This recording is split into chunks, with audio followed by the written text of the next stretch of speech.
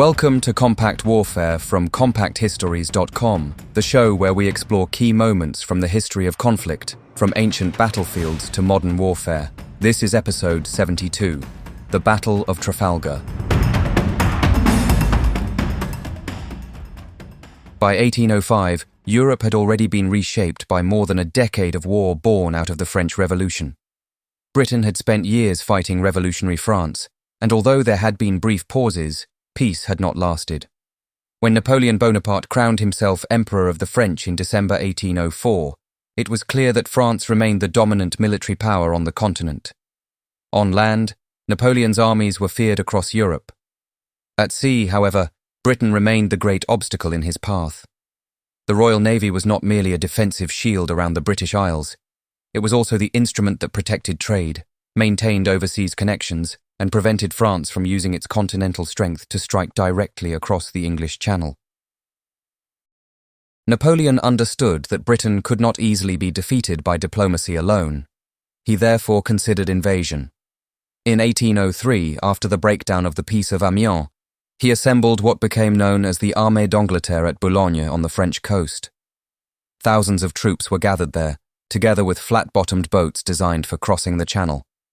But this plan depended on one crucial condition. The French needed temporary control of the Channel, even if only for a few days. Without that, an invasion fleet would be exposed to the Royal Navy and likely destroyed before it could land. That requirement brought the French fleet and its Spanish ally into the center of Napoleon's strategy. France alone had not matched Britain's naval power, but after Spain joined the war against Britain in 1804, the combined Franco-Spanish fleet looked more formidable. Napoleon's idea was not necessarily to win outright command of the sea in the long term. That was unrealistic. Instead, he hoped to lure British fleets away from the Channel, bring together his scattered squadrons from the Mediterranean and the Atlantic, and then seize a short window in which the Channel would be clear enough for invasion. Britain, meanwhile, knew exactly how serious the danger was. The fear of invasion was not imaginary. Volunteer units were raised across the country, coastal defences were strengthened, and the Royal Navy maintained close watch over French ports. The struggle became one of endurance and movement. British fleets blockaded enemy harbours, trying to keep French and Spanish ships bottled up. French strategy, by contrast, required bold manoeuvre, perfect timing, and cooperation between squadrons operating far apart. That was difficult enough in theory. In practice, it was even harder. The Battle of Trafalgar emerged from this wider contest. It was not a random naval engagement or a glorious side episode. It was tied directly to the question of whether Napoleon could seriously threaten Britain itself. When the battle came in October 1805, it did more than destroy ships and kill sailors. It shattered French and Spanish hopes of challenging British naval dominance in the decisive way Napoleon needed. The battle did not end the Napoleonic Wars, and it did not stop Napoleon from winning major victories on land, but it ensured that Britain would remain beyond his reach by sea. That fact shaped the rest of the war and, in time, the future balance of power in Europe.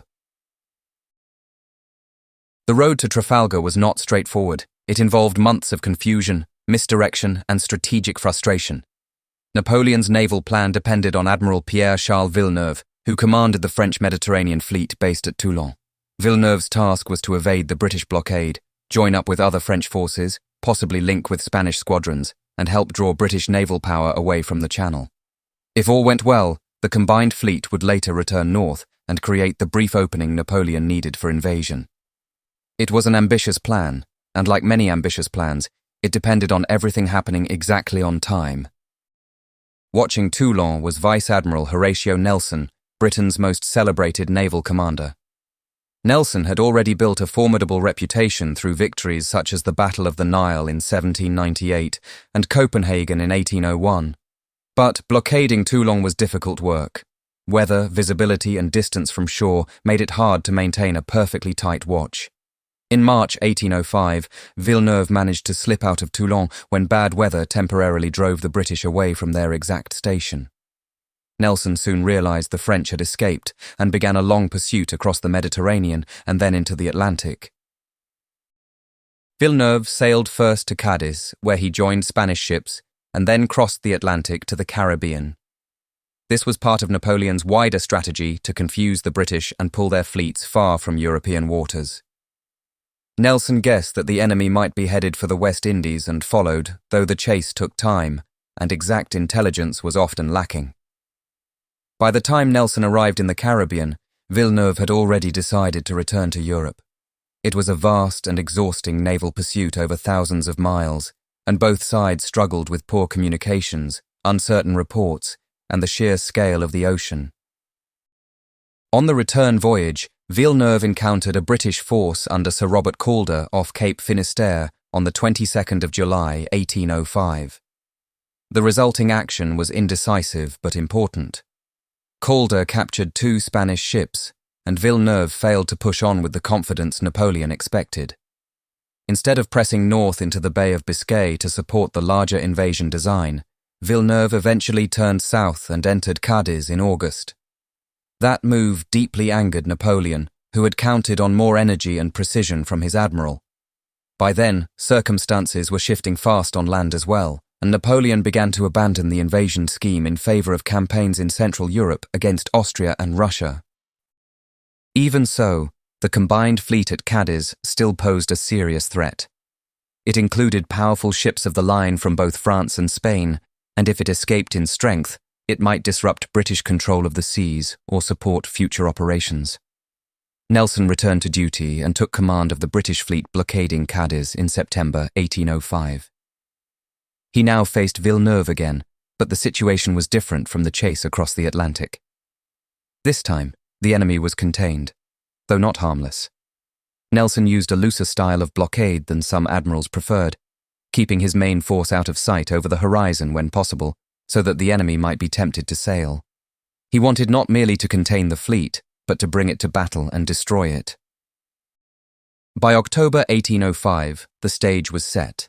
Villeneuve, under pressure and aware that he might soon be replaced, finally put to sea from Cadiz with the combined Franco-Spanish fleet. Nelson, informed by his frigates and scouts, prepared to intercept. The long pursuit was over. The decisive battle was now approaching. The Battle of Trafalgar was fought on the 21st of October, 1805 off Cape Trafalgar on the southwest coast of Spain. At dawn, the combined Franco-Spanish fleet was already at sea, steering generally northward after leaving Cadiz. Villeneuve commanded 33 ships of the line, with his flagship Bucentaur near the centre. The fleet included large and heavily armed Spanish first-rates, such as Santísima Trinidad, one of the biggest warships in the world. Nelson commanded 27 ships of the line, fewer in number, but generally better handled, better trained, and more experienced in sustained naval operations. Traditional naval tactics of the age often involved fleets forming parallel lines and exchanging broadsides in a relatively controlled, if still deadly, contest. Nelson intended something more aggressive. He planned to attack in 2 columns, sailing directly at the enemy line at right angles or near to it. One column, led by Nelson in HMS Victory, would strike the centre of the combined fleet. The other, commanded by Vice Admiral Cuthbert Collingwood in HMS Royal Sovereign, would attack further down the line toward the rear. This method was risky. As the British ships approached, they would be unable to fire many of their guns while exposing themselves to enemy broadsides. But if they succeeded in breaking the line, they could force close action, split the enemy formation, and bring their superior gunnery and seamanship to bear at short range.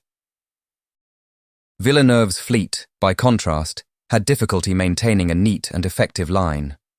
Some ships were poorly positioned, the spacing was uneven, and the long formation curved awkwardly. Light winds did not help matters. The combined fleet had only recently left port, and not all its captains and crews were equally well prepared for a major fleet action. Some were brave and capable, but the overall cohesion of the fleet was weaker than Nelson's. That difference in training and confidence would matter greatly once order began to collapse. As the British closed in during the morning, Nelson made his final preparations. He dressed in full admiral's uniform, making himself conspicuous despite the danger. Some officers thought this unwise, but Nelson had long believed that visible leadership mattered in battle. He also issued the famous signal from victory. England expects that every man will do his duty. The wording was shaped in part by Signal Officer Lieutenant John Pascoe, who helped reduce Nelson's intended phrase into a form that could be sent more quickly by flag signal. It was not a tactical instruction. It was a moral message, meant to steady and inspire the fleet before the fighting began. The approach itself was tense and punishing. As the British columns advanced slowly through light wind, enemy ships opened fire. Masts, sails, and rigging were hit before the British could properly reply. Victory in particular endured heavy punishment on the way in. Nelson and his officers could do little but watch the shot tear through canvas and wood as they closed the final distance. The silence aboard British ships between rounds of incoming fire must have been grimly intense. Everyone knew that the real battle would begin only once the line was broken. By late morning, Collingwood's Royal Sovereign reached the enemy first and plunged into action. Nelson's column followed close behind. The moment of contact had arrived, and with it, the point at which plans ended and chaos began.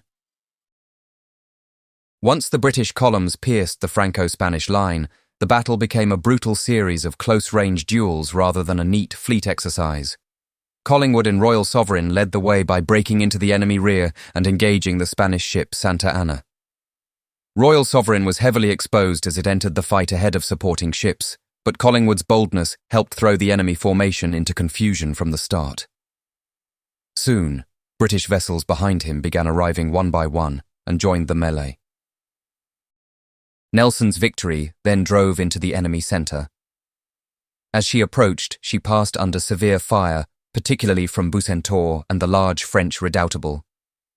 Victory finally broke through the line astern of Bucentaure and delivered a devastating broadside into her stern. Such a raking broadside, fired lengthwise through a ship, could be catastrophic, smashing guns, timbers, and men across multiple decks. But Victory was then drawn into very close action with Redoutable, whose crew fought with fierce determination. The ships became entangled, and musketeers in the fighting tops high above the deck fired down on British officers and sailors below. Across the battlefield, the action was fragmented and savage. British ships sought to isolate enemy vessels, engage at close range, and use faster, more accurate gunnery to overwhelm them. The Royal Navy had spent years at sea under blockade conditions, drilling crews relentlessly. British gun crews were generally faster in loading and firing than their opponents. That did not make the battle easy, but it gave them a crucial advantage once combat became chaotic, and individual ship handling mattered as much as grand fleet formation. The Franco-Spanish fleet contained ships of great power and crews that often fought bravely, especially many of the Spanish vessels, but coordination broke down. Some ships were unable to support one another effectively. Others were trapped by light winds or poor positioning. Villeneuve's line had not been maintained with enough precision to resist Nelson's assault. Once broken, it ceased to function as a single organised force. Instead, clusters of ships fought independently, and the British excelled in precisely that kind of hard, close battle. One of the fiercest engagements centred on Redoutable. Her captain, Jean-Jacques Etienne Lucas, resisted with exceptional courage. During the fight, a marksman in Redoutable's rigging fired the shot that struck Nelson. The musket ball entered his left shoulder, passed through his body, and lodged in his spine. Nelson fell on Victory's deck and was carried below. The wound was clearly mortal. Even so, the battle raged on above him, and the outcome was not yet fully settled. Elsewhere, British ships continued pressing their advantage. Collingwood, now effectively taking on increasing responsibility as events developed, maintained pressure across the line. Enemy ships were dismasted, boarded, or battered into surrender. Some tried to escape. Others fought on stubbornly. The giant Santissima Trinidad was eventually overwhelmed after severe damage. Bucentaure was also taken. Villeneuve himself was captured. What had begun as a fleet battle was steadily becoming a comprehensive defeat for the combined fleet.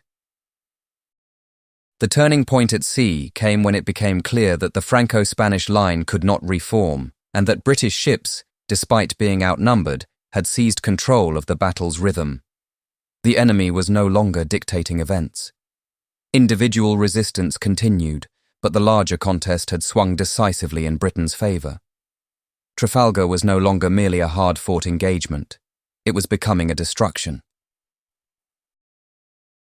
Below decks on Victory, Nelson lay dying while the battle continued above. He remained conscious for much of his final hours and was attended by the ship's surgeon, William Beatty, as well as officers and servants moving between the cockpit and the quarterdeck. Nelson was told of the progress of the battle as reports came down. His concern was not only for his own fate, which he understood well enough, but for the outcome of the action. He repeatedly asked how many enemy ships had struck. As more news arrived, it became clear that the British were winning decisively. Nelson's final hours became part of British national memory almost at once. He is widely associated with the words, "Thank God I have done my duty," though accounts vary in detail.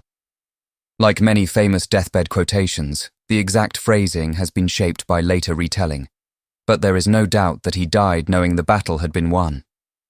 He was 47 years old.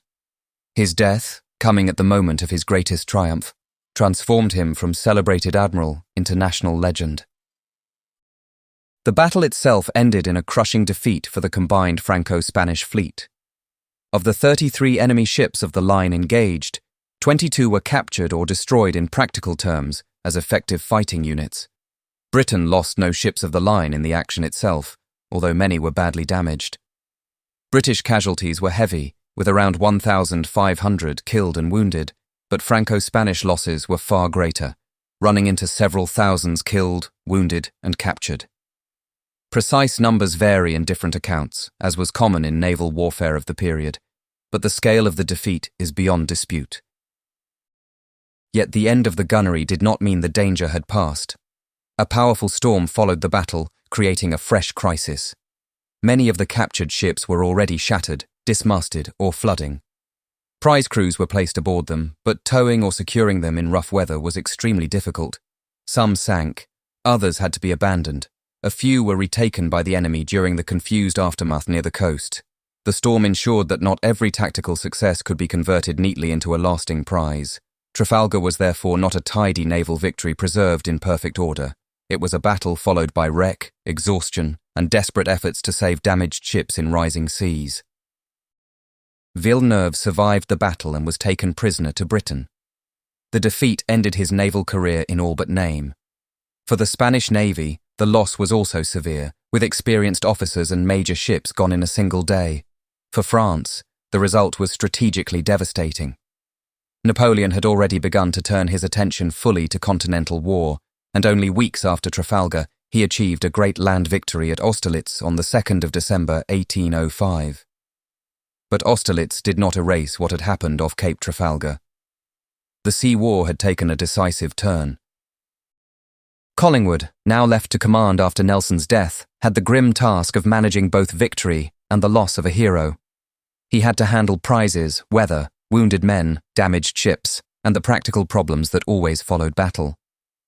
Trafalgar ended not with a theatrical curtain drop, but with the hard labour of survival. Even so, its meaning was already plain. The combined fleet had been broken, and Britain had secured one of the most important naval victories in its history. The Battle of Trafalgar did not end the Napoleonic Wars, but it changed their character in a lasting way. Napoleon remained a formidable force on land for years after 1805. In fact, his victory at Austerlitz, fought just over a month after Trafalgar, showed that he was still the dominant military commander in Europe.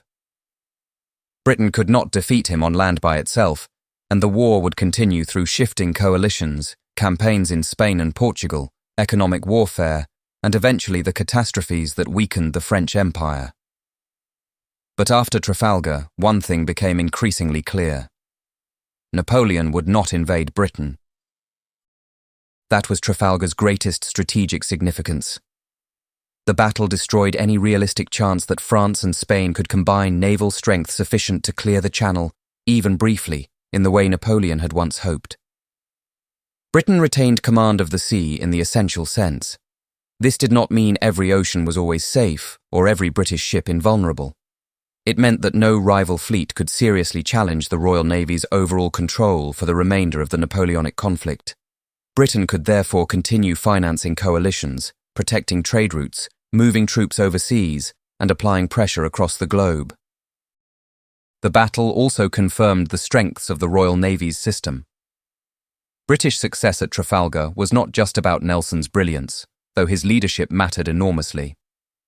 It also reflected years of blockade service, rigorous training, professional seamanship, aggressive doctrine, and an officer corps accustomed to independent action. British captains were generally expected to fight boldly once battle was joined, and Nelson's style encouraged that spirit rather than suppressing it. Trafalgar became famous because of heroic individuals, but its deeper lesson was institutional. Britain had built a navy capable of sustained superiority. Nelson's personal legacy was immense. His death in victory gave Britain a martyr hero whose memory could be used to embody courage, duty, sacrifice, and national endurance. His body was brought home to Britain and given a state funeral in January 1806. He was eventually buried in St. Paul's Cathedral. Monuments, paintings, songs, and public ceremonies helped fix Trafalgar and Nelson at the centre of British historical memory. Later, Nelson's column in London, completed in the 1840s, became perhaps the most visible symbol of that remembrance. The battle entered national mythology, sometimes polished and simplified, but never forgotten. For Spain and France, Trafalgar was a bitter lesson in the limits of their naval power under wartime pressure. Their fleets could still fight, but they could no longer hope to overturn British maritime dominance in the decisive sense required to reshape the war. As the conflict continued, British power at sea allowed pressure to be applied in theatres far beyond Europe, from the Atlantic to the Mediterranean and beyond. Sea control also underpinned Britain's role in the Peninsular War, where Wellington's army could be supplied and supported in ways that depended heavily on naval strength. Trafalgar therefore stands as more than a famous battle with a famous death. It was a strategic watershed. It confirmed Britain as the dominant naval power of the age, protected the British Isles from invasion, and helped shape the wider course of the Napoleonic Wars. On October 21st, 1805, off the coast of Spain, a few hours of violent fighting decided a question that had hung over Europe for years. Napoleon could still conquer on land, but he could not master the sea. And because he could not master the sea, he could not break Britain.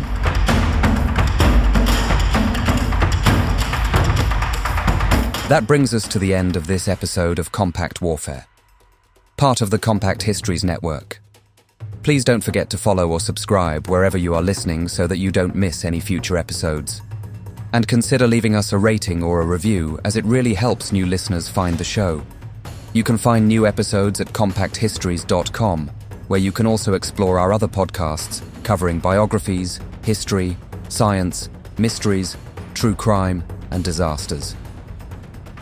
You can also follow us on Facebook, Instagram, and Pinterest.